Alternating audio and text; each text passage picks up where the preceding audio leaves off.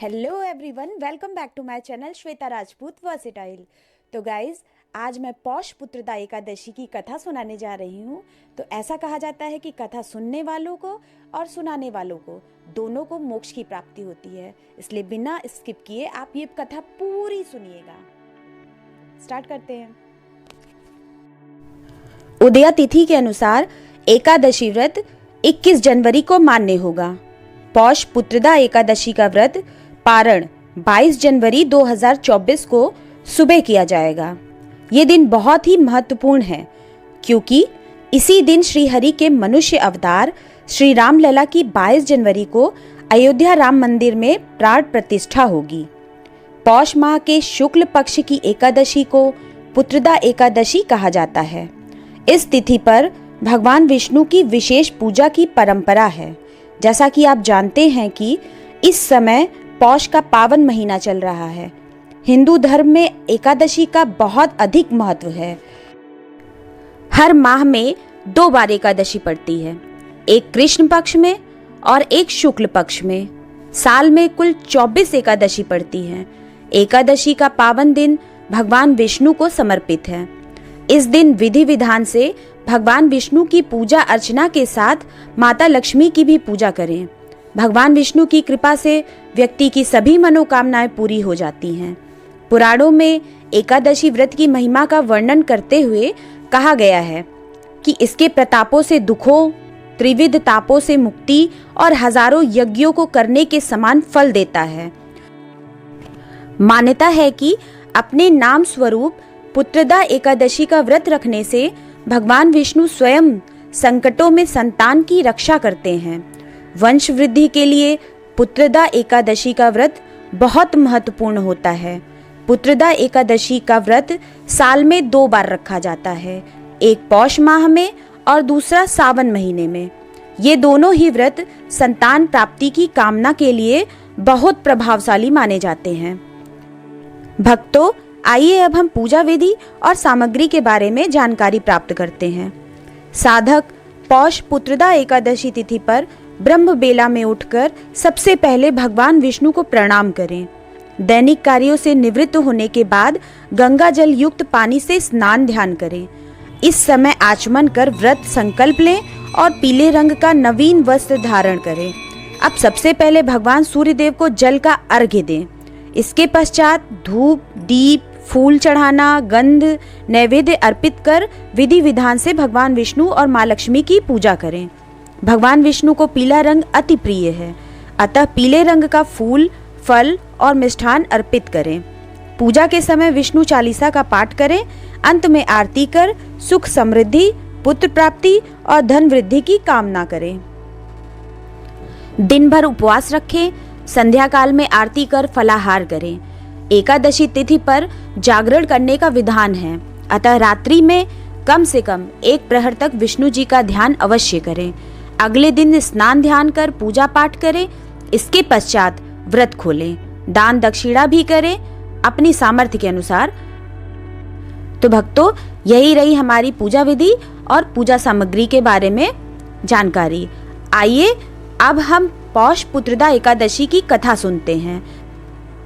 तो भक्तों, इस कथा को ध्यान पूर्वक सुनिएगा। भगवान श्री हरि के श्री मुख से सफला एकादशी की कथा सुनकर धर्मराज युधिष्ठिर बोले, हे कृपा सिंधु, आपके श्री मुख से पौष माह के कृष्ण पक्ष को आने वाली सफला एकादशी की कथा सुनकर मैं तृप्त हो चुका हूँ और अब मैं पौष माह के शुक्ल पक्ष को आने वाली एकादशी के बारे में जानने को इच्छुक हूँ। अतः हे केशव, इस एकादशी को किस नाम से जाना जाता है? इस एकादशी व्रत करने का क्या विधान है? इस एकादशी व्रत के पुण्य फल रूप किस फल की प्राप्ति होती है? इस व्रत में किन देवता का पूजन विशेष रूप से किया जाता है? हमें सविस्तार बताने की कृपा करें। तब भगवान श्री कृष्ण बोले, हे राजन, पौष माह के शुक्ल पक्ष की आने वाली एकादशी को पौष पुत्रदा एकादशी के नाम से जाना जाता है। इस व्रत में भी भगवान श्री हरि विष्णु की ही पूजा उपासना की जाती है। इस नश्वर संसार में मनुष्य की सभी मनोकामनाओं को सिद्ध करने वाला पुत्रदा एकादशी के अतिरिक्त और कोई दूजा व्रत नहीं है। इस व्रत का अनुष्ठान पूर्ण विधि विधान के साथ किया जाना चाहिए। इस व्रत के पुण्य फल से मनुष्य विद्वान, तपस्वी और धनवान होता है। अब मैं तुम्हें इस एकादशी की एक रोचक कथा सुनाने जा रहा हूँ, अतः तुम इसे पूरे ध्यान पूर्वक सुनना। प्राचीन काल में भद्रावती नामक नगरी में सुकेतुमान नामक राजा राज्य करता था। वह संतान सुख से वंचित था। उसकी भार्या का नाम शैव्या था। वह भी संतान सुख की लालसा में अत्यंत चिंतित रहा करती थी। राजा को अब धन धान्य, स्त्री, बांधव, राज्य वैभव, इन सब में से किसी से भी सुख की अनुभूति प्राप्त नहीं हो रही थी। राजा के पितर भी रो रो कर पिंड को स्वीकार किया करते थे। उन्हें भी अब यह चिंता रहती थी कि अब इसके बाद हमें कौन पिंडदान करेगा। राजा अब सदैव यही चिंता में रहा करता था कि मेरी मृत्यु के पश्चात कौन मुझे पिंडदान करेगा। बगैर पुत्र के देवताओं और पितरों का ऋण कैसे चुका पाऊंगा। जिस घर में पुत्र ना हो उस घर में सदैव अंधकार निवास करता है। अतः संतान प्राप्ति हेतु सदैव प्रयत्नशील रहना चाहिए। राजा अब पुत्र प्राप्ति हेतु सदैव चिंता में रहने लगा। जिसके घर में पुत्र की प्राप्ति होती है वह धन्य है। उनको इस लोक में यश और परलोक में शांति की प्राप्ति होती है। अतः उनके दोनों लोक सुधर जाते हैं। पूर्व जन्म के कर्म के फल के स्वरूप ही मनुष्य इस जन्म में धनवान और पुत्रवान बनता है।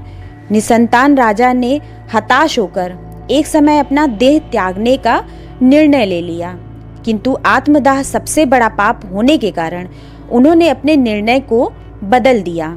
एक दिन राजा अपनी इसी चिंता में वन की ओर शांति की खोज में निकल पड़ा और मार्ग में आने वाले पेड़ पौधे, पशु पक्षियों को देखने लगा।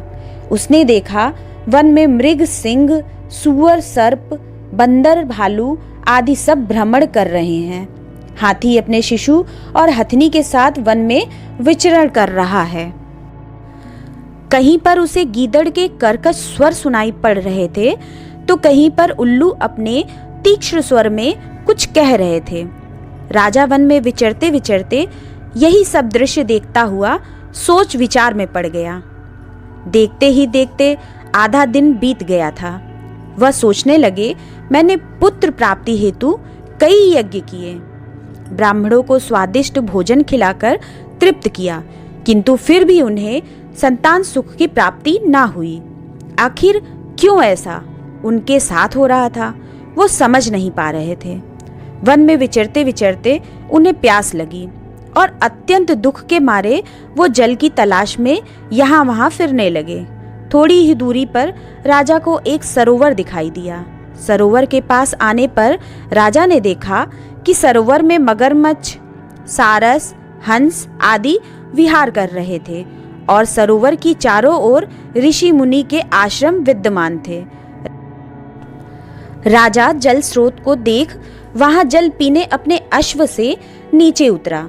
उसी क्षण उसके दाहिने अंग फड़कने लगे। राजा इसे कोई शुभ संकेत मान वहां बने आश्रम की ओर तुरंत दौड़ पड़ा। आश्रम में स्थित मुनियों को सादर वंदन करते हुए वहीं पर बैठ गया। राजा को अपने समक्ष पाकर ऋषिगण अत्यंत प्रसन्न हुए और कहा, हे राजन, हम तुम्हारे आदर भाव से अत्यंत प्रसन्न हैं, अतः तुम हमसे जो मांगना चाहते हो कहो। राजा बोले, हे मुनिश्रेष्ठ, आप कौन हैं और यहाँ किस प्रयोजन से आए हुए हैं, कृपा कर मुझे बताइए।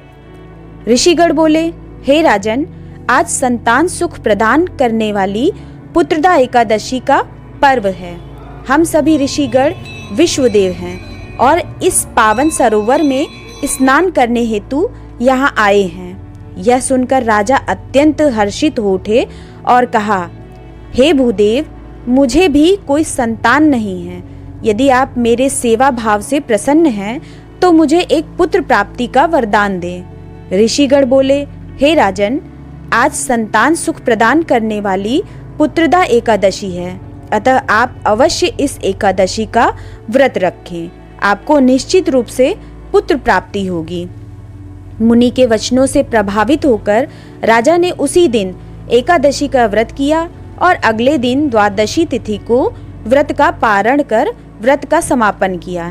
इसके पश्चात सर्व मुनियों को प्रणाम कर उनका आशीर्वाद ग्रहण करके वह पुनः अपने महल में आ गया।